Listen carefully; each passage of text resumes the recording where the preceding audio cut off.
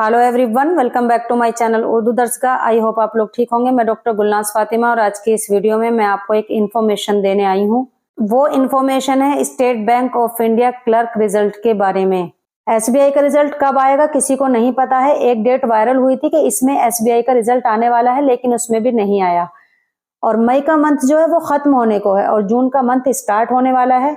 SBI clerk सन 2024 का result कब आएगा एसबीआई के अलावा कोई नहीं जानता। इसके रिलेटेड मैंने सर से बात की तो उन्होंने बताया कि एसबीआई क्लर्क का रिजल्ट जून के फर्स्ट वीक में आने के चांस हैं। 2 जून से 7 जून तक या 7 जून से पहले इसका रिजल्ट आ जाएगा, ये कंफर्म न्यूज है। New notification of SBI clerk आपको दिसंबर सन 2025 में देखने को मिलेगा। और इसी तरह की इंफॉर्मेशन पाने के लिए आप हमारे चैनल उर्दू दर्सगाह को जरूर सब्सक्राइब करें, बेल आइकन को प्रेस कर लें ताकि आने वाला हर नोटिफिकेशन टाइमली आपको मिल सके।